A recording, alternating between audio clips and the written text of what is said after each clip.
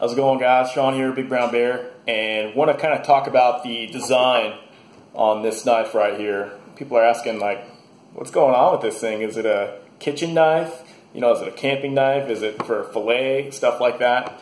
The thing about this knife is, when I wanted to make this knife, I really wanted to kind of go back to what the mountain men carried back in the 1800s. The frontiersmen, guys like, you know, Jedediah Strong Smith, people that really blazed the trails for the frontiers. And if you look at a lot of the knives they carried, they look like kitchen knives, basically, essentially like a utility knife. Like the modern day utility knife in a sheath is kind of what they carried. They just had a thin piece of steel and no guard on the handle, so they had unimpeded access to just using the entire knife. You know, these were trappers, mountain men, hunters, people that, you know, had to use their knife constantly.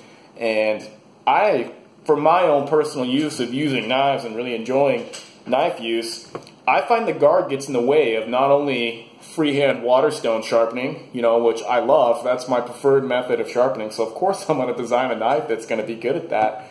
But also just using the knife in general, I find that it gets in the way. I really like using this area right here.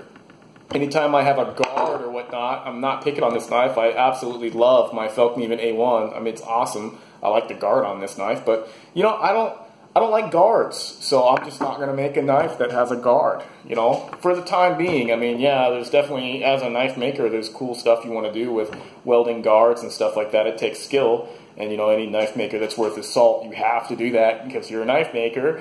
But you know, right now I'm kind of designing a knife that I like, that I would want to carry and I would want to use, and maybe that has some merit to you guys out there as well. But yeah, you know, somebody else was asking, is it more of a fillet knife or this and that? You know, it's kind of just an awesome all-around knife. It's not going to have the weight on it to do any serious chopping, you know. It's going to suck shit at batoning, and that's not because it's going to break, you know, but just because whenever you're batoning something, you want a knife that's thick enough to actually really spread the wood and stuff like that apart. You know, you're literally breaking the wood apart at the top, and the split goes down to split it apart.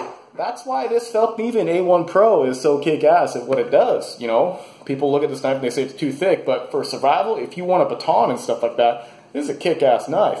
My take on it, though, is that if you look at what the frontiersmen and the mountain men carried back in the 1840s, back when, you know, men were men and they went out there and they were just trailblazing all this stuff, they didn't carry big, thick knives, and one reason could be that, you know, the metallurgy and the steel's very expensive, so of course they're not going to get a big, thick piece of it. But also, they had axes, you know. You had an axe or a hatchet, and you had a nice thin blade. You know, the thin blade, it had to be easy to sharpen, which of course a thin blade is, and as well as you could use your axe for all the wood splitting and things like that. So, you know, that's kind of my take on that.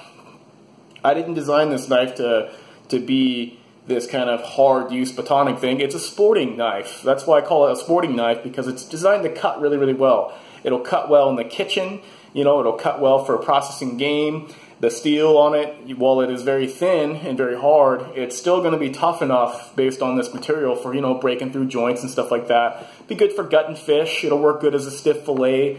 It'll work good as a, you know, dare I say it, a fighting knife. I hate to say that, but yeah, definitely pretty intense knife for sure.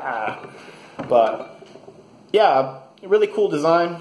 I got enough materials to make about 9 more of these. I need to work on the sheath stuff, the fit and finish.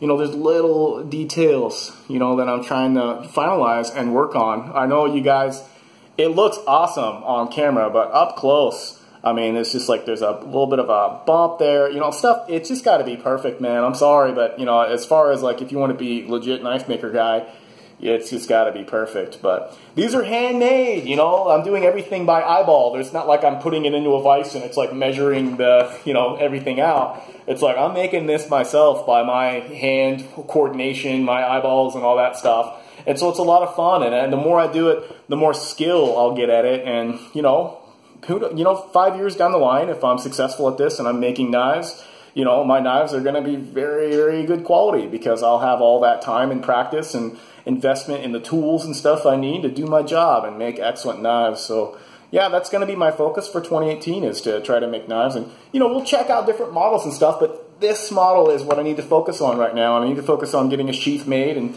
I feel like there is, guys out there that need this knife, because I sharpen knives for a lot of people, and I get to see all their really dull hunting knives, and they just don't cut very well because they're too thick, you know, and they don't have to be that thick. They need to be thin, and they cut much better. So that's where we are right now, guys. I've got a lot of work. I got to focus. In fact, I got to get ready for my real job right now. You know, knife making's not my real job right now. One day, hopefully, that'd be really cool. But thank you so much, guys, for watching. You know, comment down below. I'll try to answer anything you guys need. Appreciate you guys. All right, take it easy.